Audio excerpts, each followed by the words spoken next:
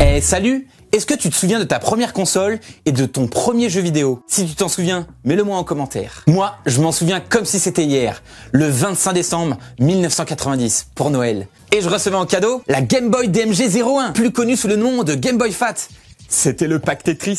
Elle est sortie en 1989 au Japon, le 28 septembre 1990 en France. La même année que Gremlins 2 et Maman j'ai raté l'avion. Il s'en est vendu 118 millions à travers le monde. Combien? 118 millions, ça reste la troisième console la plus vendue après la PlayStation 2 et la Nintendo DS. Pour la petite histoire, cette Game Boy a été inventée par un ouvrier de chez Nintendo qui avait déjà travaillé sur les jeux électroniques, les Game & Watch. Pour trouver son nom, Nintendo s'est inspiré de Sony avec son Walkman.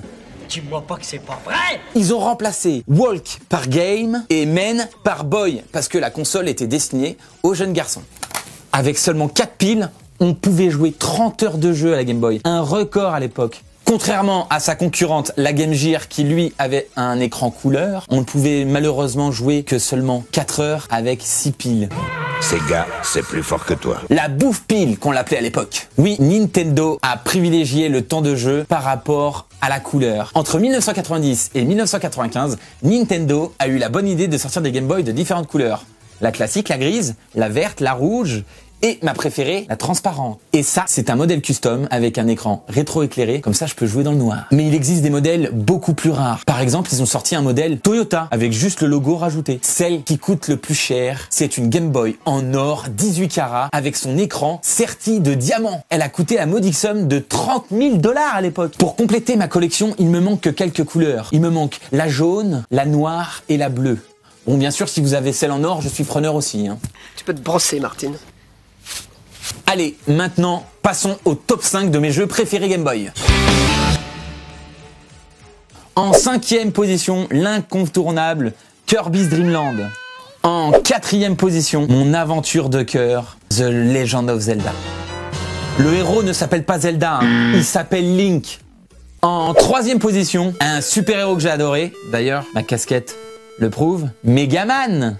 Et en première position, j'ai pas réussi à les départager parce que c'est mes deux premiers jeux que j'ai saigné le plus, c'est Tetris et Super Mario Land. Avec la Game Boy, il est sorti quelques accessoires assez marrants. Un des premiers que j'ai réussi à trouver, la Pocket Camera. Hey, ils avaient même déjà inventé la possibilité de se prendre en selfie.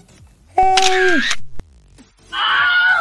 Il existe même l'imprimante pour pouvoir les imprimer ces photos. Bon, moi je l'ai pas encore dans ma collection, mais ça ne serait tardé. Nintendo a aussi sorti des accessoires complètement farfelus pour la Game Boy. En exclusivité au Japon, ils ont sorti le Pocket Sonar. Oui, on branchait un sonar, puis on le mettait dans l'eau, comme ça on pouvait voir des poissons jusqu'à 20 mètres sous l'eau. Non, ce n'est pas vrai.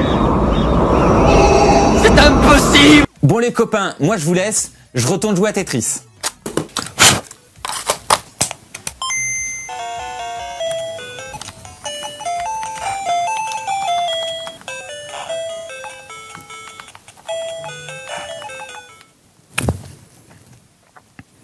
Oh bah mince, il n'y a plus de piles.